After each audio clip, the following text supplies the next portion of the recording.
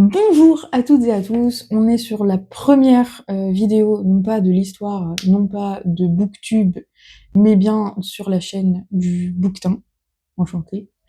Et je me suis dit que ce serait sympa de faire une première petite vidéo où je vous présente non pas ma palle, ma pile à lire, mais la malle, montagne à lire. Parce qu'à un moment, il faut être honnête 2 secondes, c'est même plus des piles, c'est des montagnes.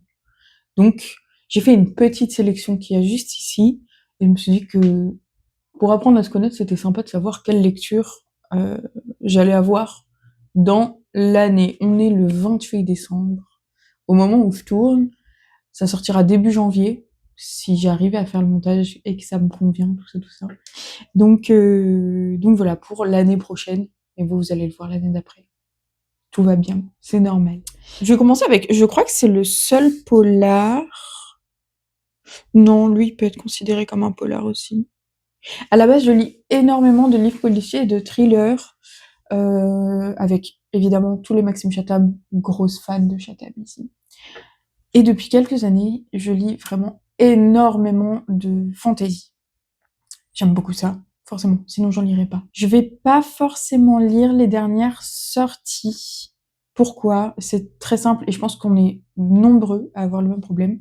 Déjà l'aspect financier, hein, ça coûte une bombe. Donc forcément, je peux pas m'acheter 15 livres par mois. Faut arrêter de déconner. J'aimerais bien, hein, mais je ne peux pas. Et après, on a aussi un souci de place. Et donc, on commence avec The Fisherman, qui est très joli, de John Langan, je ne sais pas. Donc là, c'est un livre policier qui va plutôt se passer. Oui, c'est ça, c'est en rapport avec une rivière. Les décors qui sont retrouvés dans la rivière, d'où cette mâchoire de requin. À savoir que j'ai peur de l'eau, donc en fait, j'ai peut-être pas fait le meilleur choix. Mais il avait l'air vachement sympa, et puis il est quand même très joli. Lui, ça fait une bonne année qu'il est dans la malle, donc je sais pas trop quand est-ce qu'il en sortira. Ensuite, on en a combien? 1, 2, 3, 4, 5, 6, 7. 7 que j'aimerais lire là en 2026, c'est largement faisable, clairement, mais j'ai des petites suites que je ferai après. Hop.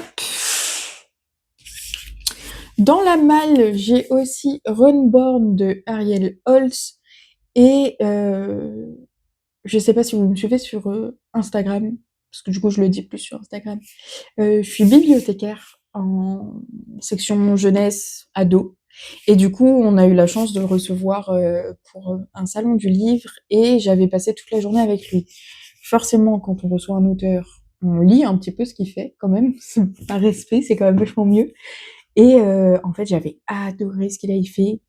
Donc ensuite, quand le Runborn est sorti quelques mois après l'avoir rencontré, je l'ai acheté direct.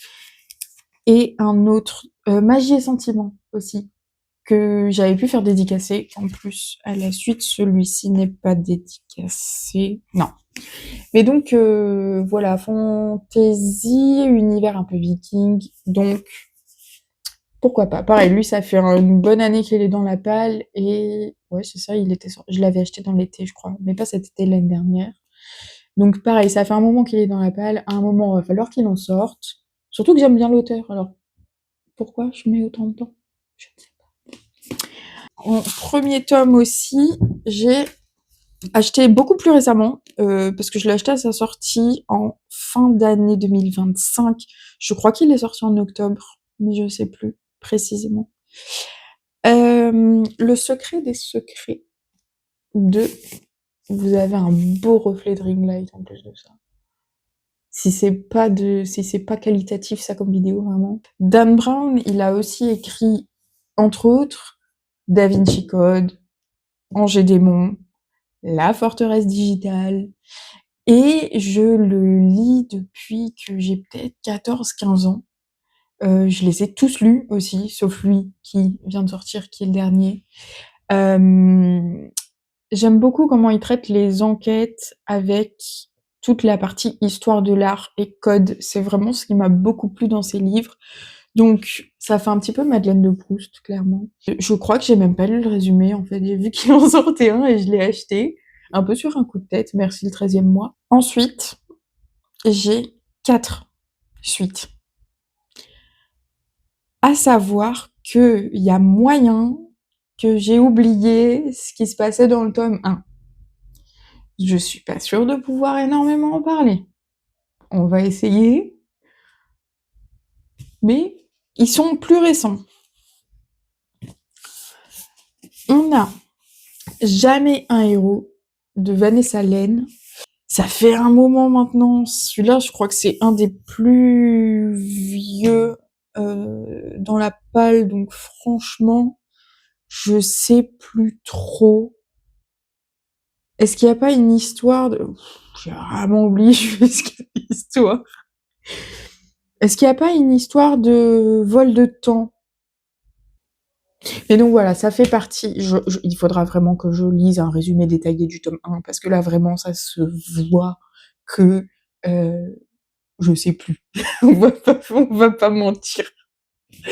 Donc voilà, celui-là, pareil, j'aimerais bien qu'il sorte de la palle, parce que j'ai un très bon souvenir du premier tome. Autre livre aussi avec lequel j'ai eu un très bon souvenir du premier tome, c'est Les Royaumes tissés. Attendez, je l'ai derrière. Oui, la suite de ce Royaume tissé qui est donc Ces fils infinis de Tahereh Mafi. Je suis désolée si je prononce mal le nom. Déjà, n'est-il pas magnifique? Avec toujours ce petit reflet de ring light sur la couverture. Là, on était plus dans des légendes arabes, il me semble. Au niveau de l'univers qui a été créé, j'avais l'info, je m'étais renseignée, j'ai oublié. Visiblement, on part sur une mémoire de poisson rouge aujourd'hui. Que voulez-vous, c'est comme ça. Donc voilà, j'avais un très très bon souvenir. À l'époque, quand j'ai lu le tome 1, le 2 sortait quelques semaines après, mais j'avais pas pu l'acheter. Ou alors j'ai priorisé un autre livre parce que il y en a beaucoup.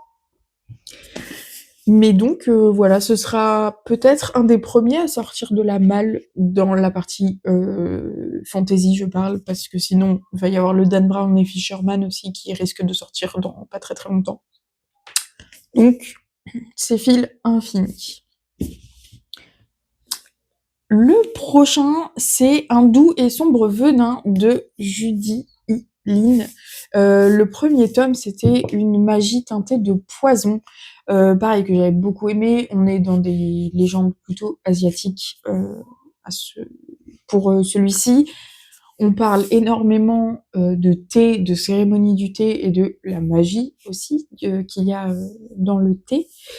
Et je me souviens à l'époque, quand ils sont sortis, il y a eu une vague de sorties de livres avec ce même style de couverture, si bien que on savait même plus qui était quoi et qui appartenait à quelle saga, qui était un premier tome ou pas. C'était un enfer. Donc là, pareil, on est sur un tome 2, et il faudra aussi que je me renseigne sur le premier tome que j'ai oublié. Il faut pas que j'attende autant de temps, en fait, avant de les sortir, parce que vraiment, dites-moi si je suis toute seule ou pas à oublier ce qui s'est passé dans le tome d'avant, parce que je me sens nulle. Je me sens très très nulle. Parce que j'ai encore plus oublié Light Lark, maintenant que j'ai Nightbane. La honte. En plus, j'ai les jolies éditions, tout ça, mais j'ai oublié. En plus, le 3 est déjà sorti, j'ai toujours pas lu le 2. Et alors, il faut arrêter de faire des résumés comme ça, hein. Parce que comment je sais, moi, ce qui va se passer et ce qui s'est un petit peu passé avant?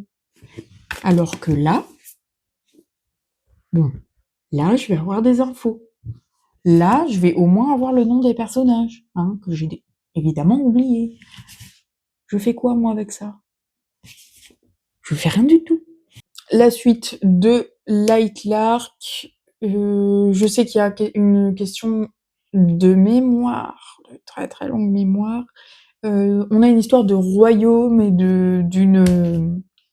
d'une personne, d'une femme qui doit reprendre le pouvoir, il me semble. Je crois qu'il y a quelque chose comme ça. C'est pas très précis tout ça. Mais écoutez, au moins, c'est naturel.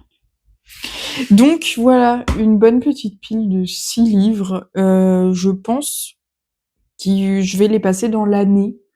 À savoir que ma palle évolue énormément parce que comme je le disais au début, je travaille en bibliothèque. Donc, il y a beaucoup de nouveautés en bibliothèque. Avant que vous les ayez en rayon, je les ship, je les garde chez moi pour les lire.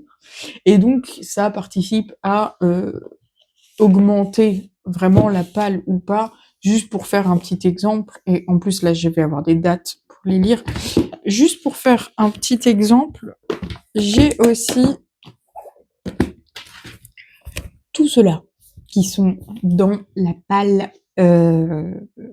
beaucoup plus rapide parce que cela faut que je les rende en janvier, mi-janvier. Donc j'ai 2-3 semaines pour lire tout ça. Je vais peut-être en abandonner un en cours de route. Et ben voilà. Pour une petite première vidéo, je trouve ça pas si mal. J'ai un petit peu stressé. N'hésitez pas à me dire en commentaire ce que vous avez pensé des livres que j'ai très brièvement présentés. Si certains d'entre eux sont aussi dans vos pales, pourquoi pas se faire une lecture commune, franchement ça peut être vachement sympa. Si vous êtes sur Instagram, beaucoup de monde est sur Instagram, je suis beaucoup plus régulière sur Instagram que sur YouTube par rapport à ce que j'ai projeté, parce que rappelons-le, c'est la toute première vidéo. Je vais être beaucoup plus présente sur Instagram, donc c'est le bouquetin. Je vous mets toutes les informations en commentaire, les liens aussi directs pour acheter ces livres-là. Si j'oublie pas, je vous les mets en description. On rappelle qu'on va chez un libraire et pas sur la Fnac ou Amazon. Ils ont pas besoin de vous pour gagner des sous. Sauf si vous êtes en campagne et que c'est la dèche et qu'il n'y a rien autour. Dans ce cas-là, évidemment, on commande. Mais voilà. Merci beaucoup d'avoir regardé et à bientôt.